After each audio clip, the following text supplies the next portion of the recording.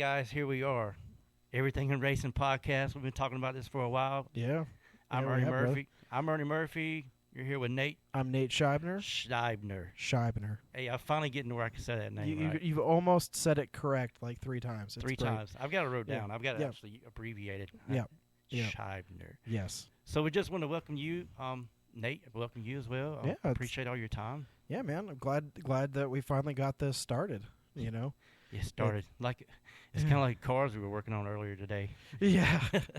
Yeah, shut up! You guys are working heavy on the car, man. That's really yeah. cool. That car will be out of our shop soon. I really hope. Being around automotive guys, and that's what Yeah. I'm hoping we can do with this podcast, man. We just want to invite, if you're just tuning in, Everything in Racing podcast, want to make sure you go and like our Facebook page, follow that for any posts we do on that. We'll be doing some stuff in between podcasts as well, so definitely stay in tune to that, and we'll get the other social medias up and running as well soon. Yeah. So, Nate, Yeah. you're All here, right. man. Yeah. We're doing the thing. Yeah. We so a little bit of background for how we got to this moment for everybody. Probably what was it, like 4 months ago? Maybe or so, you had posted something about potentially doing a podcast, and I reached out to you at that time, and I was like, "Man, I've been thinking about doing one too." And Great minds think alike. yeah, and you had said that you wanted a co-host, to do it, and I was like, I don't know if you've got anybody else lined up or not, but if you want me to do it, I'd be more than happy to try it out, see how it goes. And then you were like, "Yeah, man, we'll talk about it," and then it just. We didn't talk about it anymore after that, and then what was it, like maybe 3 weeks ago? I had made up my mind. I was like, I'm gonna start a podcast, because I love hearing people's stories. Oh yeah, Right. The things you don't hear every day. Exactly, and or you hear it one time, they're like, "Oh man, you have no idea how hard it was for us just to get here today," and you're like, "Man, everybody else would love to hear this." Right, and all the struggle that we go through, and where we come up with the names of these cars and stuff like that, and so I was like, you know what, I'm gonna do it. I'm gonna start getting the stuff. I'm gonna start putting it together, and I ordered these stands and the microphones, and later that day you posted, you're like, "Hey guys, I'm gonna be starting the Everything in Racing podcast." And I was like, "That jerk." I am that jerk. Yeah, I'll own it, man. But yeah, it was a blessing. I reached out to you and you said those things, and for a little while, that end of the year stuff comes up. Thanksgiving, family, Christmas. We all change gears for a little while, and just got a sidetrack from it for a few minutes. And here we are. The racing season's coming up on us. It's 1st of February. Racing season will be cranked up here before we know it. And it just, the more I thought about it since the last time we spoke, I said, man, I just got to do this. I got to get over the anxiety and just get out here and start making this happen and start hearing these stories. We when we're at the tracks and events, we get the opportunity to speak with people, and we're like, man, I wish everyone else heard this story you're telling me right now. It's so amazing. So that's what I'm hoping we can do through this. Is a lot of people know a face with a car. Some people don't even know the people's names. They just know who drives what car when they see them walk up. But they don't know the teams behind it, and I'm looking forward to having some crews on, man. And next episode, we're going to have your crew on, man. That's going to be awesome. Yeah, we're going to start off a little bit with my crew just to get to know my guys a little bit because, Nick and Frey are great guys. You've met them a little bit, and, they've got just great stories. And I hope they like tell me that. some dirt on you, man. Oh, man, they've got some. They've definitely got some, and I might have to, just hit the mute button. Bribe them a over little here. bit before they come in. Like, so oh, they'll no, your mic's not working. That's kind of weird, man. Okay, well, just skip that story. Maybe the next, That'd be yeah. great. Yeah, but we'll definitely have those guys on next, and if any of you would like to come on the podcast and share your story, you are more than welcome. Just reach out to us, on Email us email, everythinginracing at gmail.com. Yep. gmail.com. And also you can also message us on that as well. The Everything in Racing should have a messenger as well. Yeah, on Facebook. On Facebook Messenger, yep. And even hit us up in the comments. We'll be reading through the comments and keeping up with that. Yep. So, if you're just tuning in, a little about us. Nate, you go first. What brought you to the racing world, man? My buddy Nick, actually, who we're going to have on next week, I really had no interest in cars at all. I had this G35 that was, kind of quick. He says that I was like, oh, this is the fastest in the world. Now, what year was this that this car was fast? Oh, I mean, I owned that car in, jeez, what was it? It was 17. Was you a big Fast and Furious guy, man? Oh no, no, no! I didn't grow up in the car scene at all. My dad's a pilot, and I grew up in Maine. And it's cold up there, so and it's one of those like 6 months of the year are just crappy driving at all. It's all snow covering the ground, and then you have so much salt and everything that cars just dissolve up Oh, there. I've been up there, man. It's tough. Yeah, so you don't own really nice cars up there because they're you buy used cars or trucks is really what you own. So when I moved down here, cars are more of a commodity down here, and like it's more of a statement down here. So You're able to take more pride in them, I guess you say. yeah, they last longer, Of course. right?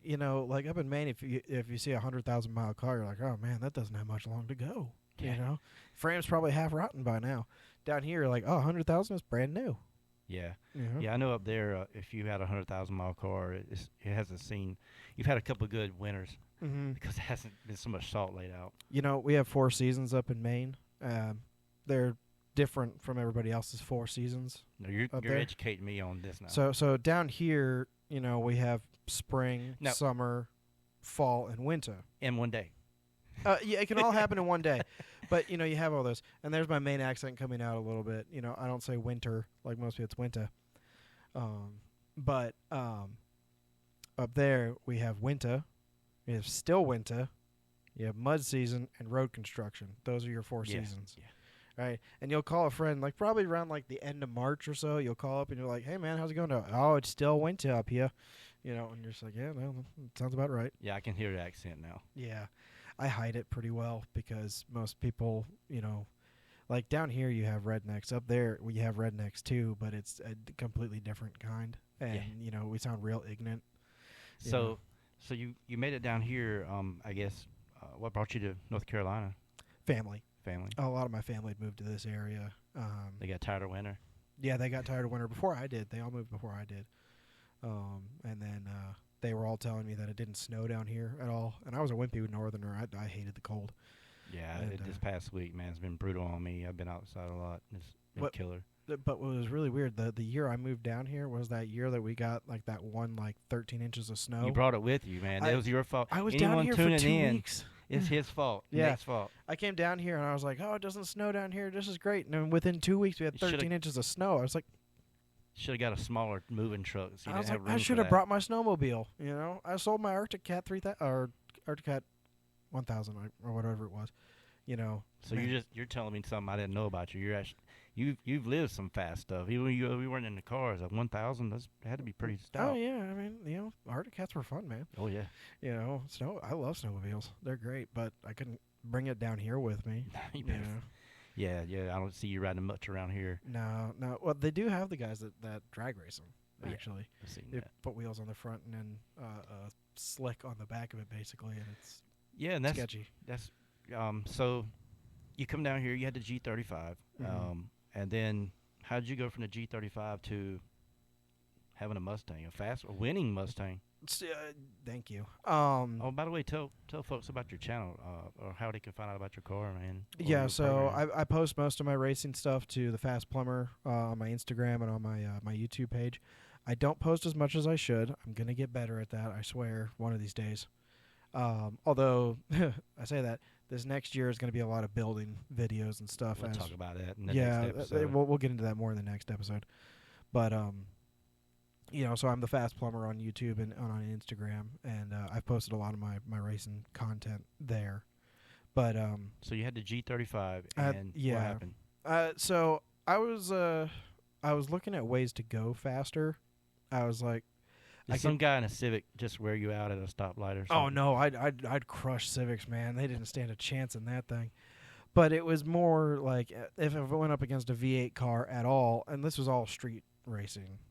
I'd never gone to the track once, and like street racing is wrong. Don't do it, kids.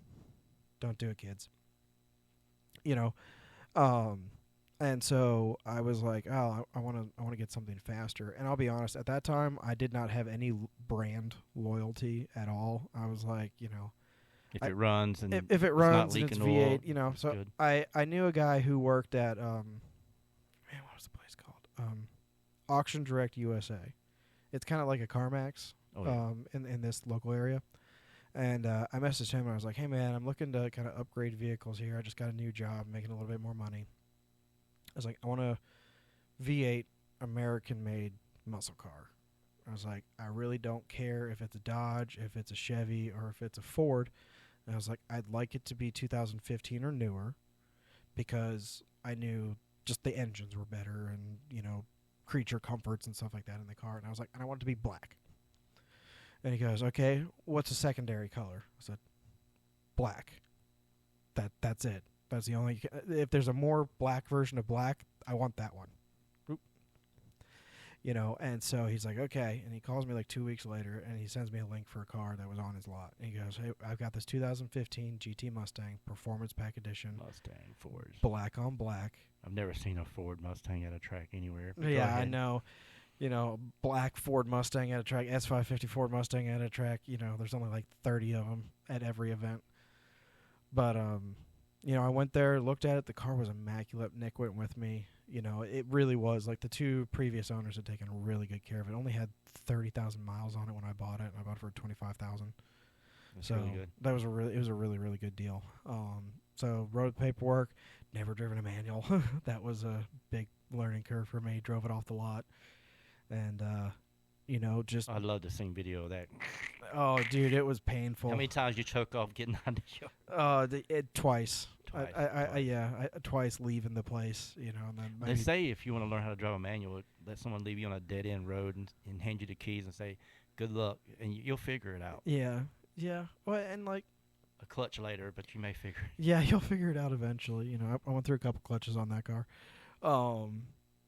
You know, but it was a good learning. You know, and honestly, I enjoyed it because I got the car completely stock, and I built it to what it was.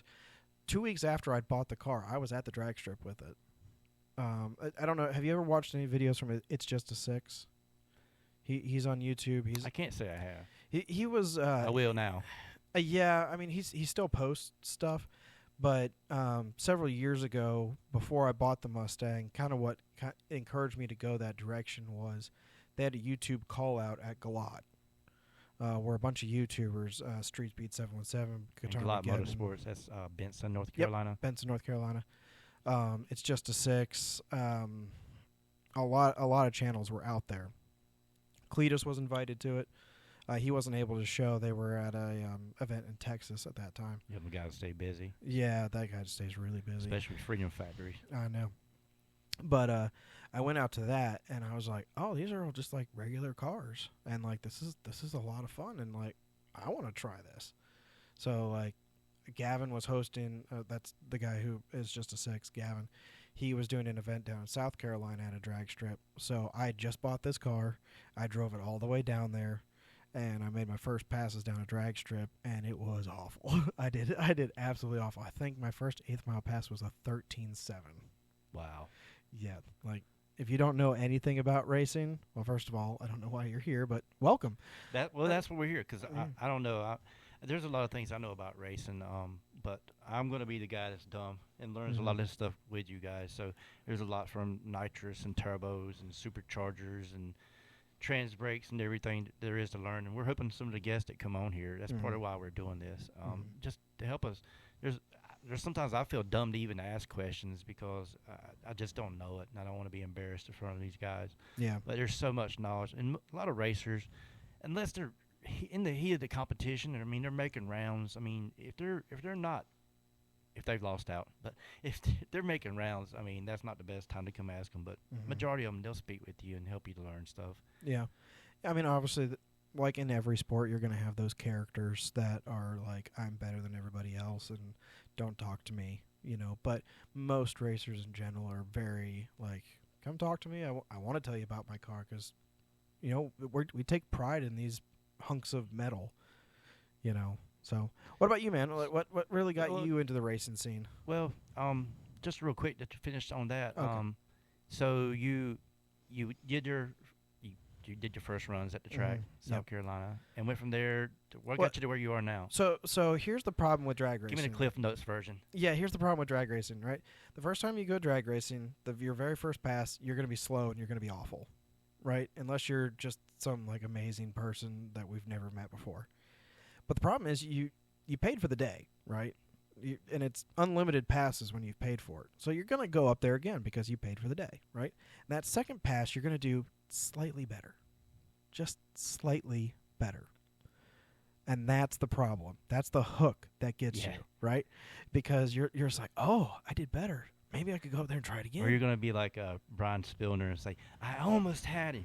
I almost had him. Yeah, I almost had him. I just about got you. But like that's the thing. You do it again and you do it again, you do it again. You get a little bit faster. You do it a little bit better, and then you leave the track and you're like, man, if I just had better tires, or if I had a little bit more power, or if I could get my suspension to work just a little bit better, right? And that's the incremental little like, oh, I'm going to put a cold air intake on the car. I'm going to get tuned. I'm going to, change my clutch. I'm going to, you do one thing after another. Before you know it, you're at what I have now, which is, a turbo 400 making 1,200 horsepower, supercharged nitrous car. Running like you know, 4s, 5s, and saying, mid- man, it ran so slow this pass. yeah, mid fives. Mid-fives. I'm not to the 4s yet. One day. I was trying to level you up, man. Man, I'd love to, but there's several guys on the other side of that camera that I'm sure would be more than happy to be like, yeah, that guy's never been in the 4s. Well, we're going to receive some criticism here, but we're going to learn so much. And if you guys got any comments, throw them in the comments. Yeah, or questions. absolutely. We'll see if we can get them answered, or even some of our fan base may be able to answer those questions for you. Mm-hmm. You asked about me. Yeah. Well, I'm a mechanics kid. Mm-hmm. I grew up around cars all my life you name it. My dad, he did brake jobs, exhaust jobs. Full exhaust from the headers all the way to the tailpipe. He did transmission jobs. A little bit of everything. So we grew up around cars. And, he used to take me to the tracks whenever I was a kid. We used to go to almost every bracket race every Sunday. And I was, from the time I was even able to hardly walk on my own, I went with Dad to the track. It was a religious thing. We went every week. So I grew up at the track with a lot of racers I idolize and see out there running now. I used to go out there and see them all. So it was in my blood, man. I just loved it. I used to race with the little kids with Matchbox cars out there in the dirt while my dad was actually watching the racing on the track. And I saw a lot of prominent people. I got to see Bunny Burkett come to town. That was bigger in life, man. When you saw those stackers come in back then, in, I want to say, 85, 84, 85, you see Ronnie Socks and cars out there running. They were running like 450s or 480s in the 8th mile back then. Well, with major horsepower, funny cars. Now you're seeing that with a car that drove in off the street and put some radios on, man. But back then it was larger than life. So I grew up around that for many years. When I got on up in age, about 15 or so, Dad started building cars for me. He had built a few, and I used to go out there, and I was a word guy. I always sprayed out the radiator and kept the car cool. I checked the tires. He made sure I checked the tires before he went up for a pass. So I was my dad's pit crew. So I grew up around the track for many years, and then finally we built a Firebird, and we started racing all of our buddies, and they never built us. And the secret was my dad built their motors. So they would never outrun us.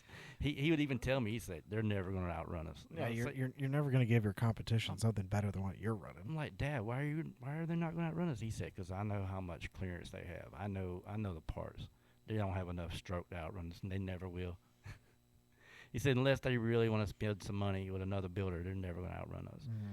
So we did that with our first car. It was an 84 Firebird, and we got to running consistent 720s. And this was naturally aspirated. No nitrous, no nothing. But we were running our buddies, had a great time. We basically had a bracket car. It would go out there and run the same thing every week. Did that, and ended up building another one. Sold that one and built another one. Ran it for quite a few years. And I just fell in love with the sport. Then I became an adult, got married, and a couple years after that, we sold the car. I just couldn't make it out to the track, paying bills, and I stepped away for a while. I stepped away from a good little while. 14 years later, maybe 13 years later, street outlaws happened, and they drugged me back in. And so I've been a part of it ever since. We had a major racer come to our local home track, and that's really what got me coming back to the track. And went out there to see that racer, and from there it was on. It was just like I never left. Mm-hmm. And so going out there and seeing my local track owner and him speaking with me, and just feeling like I had a place that I'd stepped away from a long time. It felt like home. Yeah. So, like I said, I've been around racing, automotive all my life. I'm 45 now, and I've been around the automotive world all my life. Every type of car you can imagine. But drag racing is my drug, man. I love it. Mm-hmm. Well, and that's always the thing I notice about certain tracks, right? Certain tracks have a certain feel, right? And like, you can take a place like ZMAX, right? ZMAX is amazing. But it's huge. It's huge. It's beautiful, but it feels very corporate. Yeah. Right. It's a racetrack. Yeah, right? when you go there, just like a section over here, there's a section over here. Mm-hmm. There's different sections. It's hard to see it all. Mm-hmm. But if you go to a track like Kinston or Hertford, right? They feel very comfortable tracks. They're a small hometown track. Everything is visible from everywhere, right? Yeah. The bathrooms are kind of crappy, but that's okay. We put up with it. Yeah, but you know? they're outlaw tracks, man, and we got to give them credit. Their tracks are open, and that's what's helping keeping the grassroots sport alive, and we love it. And there's no separation between the racers and the fans there. Everybody parks with each other and mixes with each other, right? Whereas like ZMAX, I love that place, but there's definitely a separation, right? People can still go down to the pits, but it's kind of like out of the way for people watching the event to go down to the pits and see what's going on. Whereas like somewhere like Kinston, like as you said, people come right up to you and they can see your car and check it out. We have kids climbing in the cars all the time. So Yeah, like, I never go hungry at the small tracks, man. You could take 5 steps and someone's grilling, and you're like, "What's that?" Well, we got enough. We have more than enough, man. Oh man, I've had some of the best jambalaya I've ever had at the track, man. There's people next to me cooking it, and I was just sitting there just staring at it, and they're like, "You want some?" I was like, "Yeah, yeah." oh yeah, Yeah. I want to say racing is one of my first loves, but it's actually food. I love food, but racing, I love the racing as well. yeah." I couldn't quite claim the title of the fat plumber, but I did think about it. But there's Well, I'm sure you got to get some tight spaces, so you got to stay away from some of that. I've got a funny story on that actually. I was working for this dude, and he's probably a good 320 pounds. He's a corn-fed, healthy dude. Did not no skim milk, all whole milk for this dude. And we get to this house, and I'm just the helper. And we get to this house, and they've got a leak in the crawl space, and that crawl space door was maybe 12 inches wide. Oh wow! Just it was tiny. He looks at that crawl space door. He looks down at his stomach, and he looks at me. And You already know. and I look at him and I was like, "I got you, Bo. Don't worry about this." I go back to the truck. I come back 2 seconds later with our can of lube, and I was like, "Here we go. We'll get you in there." And he's like, "Don't you dare! Don't you you're getting in there." Oh wow! Yeah, I'd love to see the look on his face and yours. Yeah. Yeah, so I'm a truck driver by trade, but that's one thing I get to see. That's one of my favorite things to do. While I'm out driving, I'll see an enclosed car trailer come by, man, and my mind just wonders, what's in there? Is it turbo? Is it nitrous? What is it? It could even be a junior dragster at this point. I mean, I'm just infatuated. I love it. So. Do you think the goal of junior dragster cars is to have the exhaust as loud as possible? Man, I take earplugs to the track whenever I'm filming. I'm gonna plug myself. 10.5 life, and I almost forget that I have the earplugs with me most of the time until the juniors come up, man. And I try to always, if I'm taking pictures or videos, I try to especially highlight them, man, because I know as a kid I used to really love getting highlighted for anything I did. And them junior guys, they're not just out there getting ribbons. I mean, they're out there earning it. Oh, yeah. There's been some better payouts for the juniors than for the actual, big car races going on. And it needs to be, man. It needs, they've got these kids. I know there's one kid in particular. I see him. He works hard all week long. Matter of fact, I saw where he just come home from a race this past week. I mean, as soon as they got home from the race, he started working on the farm. I mean, as soon as they put the brakes on the vehicle, he went and changed clothes and went to work. So these junior racers, they're really adamant about it. And man, you don't want to cut a light beside them. Oh no, They will chop you down. yeah, it's Willie's kid. Yeah, He was cutting like 001. yeah. I was like, holy crap, I Yeah. can't do that. I gotta give him props. We were fortunate enough as 10-5 Life to sponsor him this year, and it's been great being a part of that process and seeing him grow. Even I want to even seeing all the youth. Even saw today. I saw a picture of Danny Waters and his son Creighton going to the track, and it's Creighton's first weekend in the actual big car. So I can only imagine what they're feeling. Father and son. I know my time with my dad going out to the track was some of the best times of my life. So, Does your family go out to the track and what you do? My little brother's come out a couple times, and I've gotten a couple of my siblings to come. Mom and Dad will come once a year. But Mom's like, I'll come, but I'm not gonna watch you go down the track. And I was like, Mom, that's the whole point of getting you here. She's like, I just don't want to watch you crash. I'm like, you're not gonna watch me crash. As long as you're there and you're watching and you're rooting for me, I'm not gonna crash. Well, we know anything can happen, but that's partly why we really express on this channel safety, matching safety to your car and trying to adhere to rules. We just want everyone. We want to have you on the podcast, so you got to be here to do that. So everything in racing, you've learned a little bit about me. You learned a little bit about Nate. What we're going to be doing here on the channel is basically highlighting a few things. Everything in racing is a term that I've been hearing about for years, and I've been a part of the racing scene, drag racing scene, like I said, since I was about maybe 4 or 5. Yep. So roughly 40 years. And it wasn't until a little while ago, maybe about 6 months to a year ago, I knew what the term everything in racing stood for. And you may not, and that's fine. That's what we're here for. Me and Nate. Oh, Nate and Ernie, we're here. We don't know many things, but this is one thing that we do know. We do know. It is a grudge racing term in the sport of racing where if you feel like you're one of the baddest guys out there, you tell someone you'll give them everything in racing. And Nate, why don't you tell them what that is? So everything in racing is the back tire, which means that when you're lining up at the Christmas tree, my front tire is across the laser and your back tire is across the laser. Or on the street. God knows. Yeah, you're at the line. No. We're not encouraging that, right? And so that means that even before you've started, you've got a 1-car advantage over the guy, right? Then the other part of everything in racing is the hit. So when that light goes green, I am not allowed to go until your car goes, right? So that's called the hit. It's so another back tire advantage. and hit.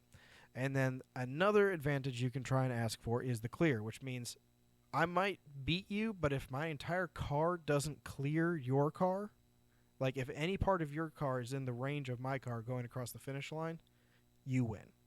Yes, that's everything in racing. That's every advantage that you could ask for. Yeah. I've only ever had it I've had it asked of me a couple times. I've only given it one time to somebody, and then that guy never even showed up. So, it didn't matter at the end of the day that I agreed to give it. You know. But Jess from Modify My Mustang, who is a sponsor on the back of my car, he posted on his Instagram. He's like Fast Plumber has agreed to race me, and like I hadn't agreed to race him. He's like Fast Plumber agreed to race me, and he's giving me the back tire, the hit, and the clear. And I was like, holy crap, I'm giving up everything. I got to talk to myself about this. But a lot of people were excited about it, so I was like, you know what, we weren't racing for any money. What we were racing for was you daddies. Oh God, not a you daddy. Yeah, if any of you have seen it, don't know what a you daddy is. Basically, if you give a guy a you daddy, basically, if like I gave Ernie one, I said we're gonna race, and whoever wins gets the you daddy. Whoever won at any point in the future, no matter what the situation is, whether it's online or in person or whatever, gets to say to the other guy, "Hey, Ernie, who is the best person in all of drag racing?" And the only response that you are allowed to have ever is you daddy. And so that's what we were racing for. We were racing for 5 you daddies, and he didn't want to. He didn't even want to chance that. He stood in front of the mirror saying that to himself a few times. That may be the reason he didn't show up. Yeah, exactly. So here we are, EIR, and we're going to be talking about racing, as you can tell, with this year. We're going to be focused on drag racing. We love the sport of drag racing. We may highlight some other racing news. I know right now there is the Pro Star shootout going on in Bradenton. man, the numbers down there are Dude, amazing. they're hanging it out there. You know, it's definitely What was it 341? 341 in a funny car.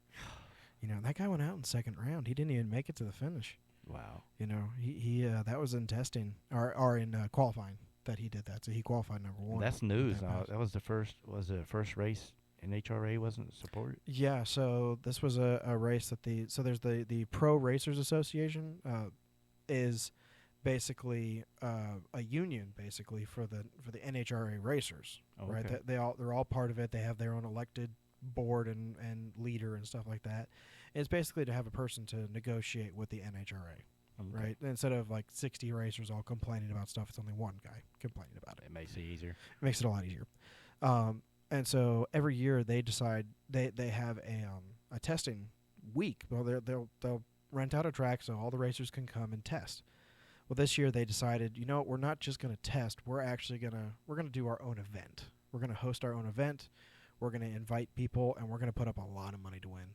Yeah, so I've heard the numbers. $1.3 million in money that they were giving out. That's a lot. The top price was $250,000 for top fuel, $250,000 for funny car.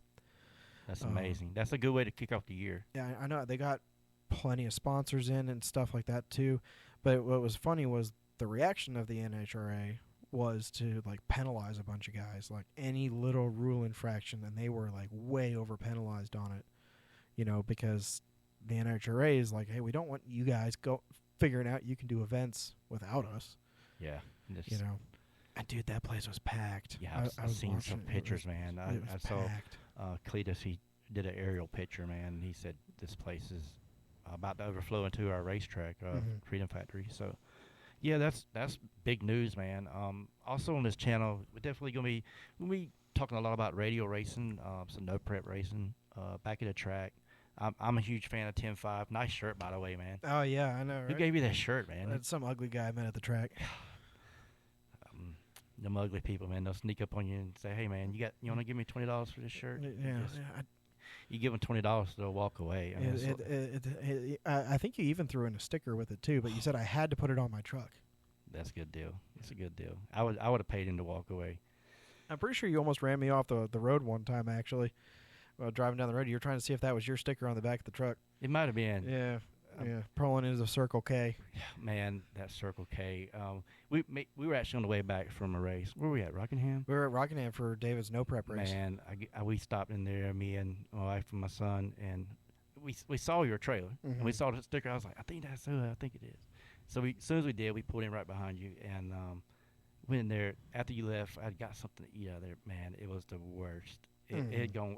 We opened up the cellophane in it, ran everyone out of the car. It was, my wife, she gets on me all the time about that. She's like, God knows, I know you'll eat anything. I was like, no. It was horrible. I'll draw a line somewhere. The 3 a.m. food at the gas stations. I mean, like if you're hungry enough, you'll eat anything. Yeah, but not that. Not that. It was better than it was a Waffle House night that night. That wasn't working. Yeah. Oh man. I mean, is there anything better though than after a long day of racing going to Waffle House? We're racing, car shows, anything automotive. It's like the go-to to just sit down, and you just realize no matter how bad of a day you had, it just hits the spot so you can make it to the house. Waffle House, if you want to sponsor us, yeah. we will put your logo right there where ours is. We'll get rid of our logo and put Waffle House or right any there. of you. If you want to be a fan of the show, support the show. I mean, we're going to have increments of sponsors going up there, so hit us up. We'd love to have you partner with us on the channel. We try to keep this as we spoke about it earlier, PG-13 type deal. We know we have some youth here. We may even have some speak about faith and how it plays roles in racers programs. But like I said, this channel is about to help educate me along with you. And Nate, as a racer, there's things that he even wants to learn. Oh, there's a lot of stuff I don't know. We all have something to learn from the channel and from other racers. And we'd love to hear the funny stories from the racers. That's what I'm really all about. I want to know the racers down to earth, what gave them the passion for the sport, not just how well they were running out on the track performing, because any of them will tell you that it's a labor of love and a journey to get to that high performing position, and you even form a lot of hate once you do. So there'll be a lot of that on the channel. We've explained everything in racing. We will be focused on drag racing, but we'll be talking about other sports. Even the other day, I saw these two ladies running in a triathlon marathon. Yeah. And I believe it was like 200 meters, and this one lady just gapped the other one. I'll try to get a picture of it and post it up. But I was just thinking, man, she put the gap on her. Was it Coleman Heath getting gapped by somebody? I don't know. It might have been the other way around. Oh, okay. So, I don't know. It might have been a black car with American flag or something. I don't remember. Hell yeah. It had flashbacks of it. So that's what we'll be talking about. We'll even venture into some of the bracket racing stuff.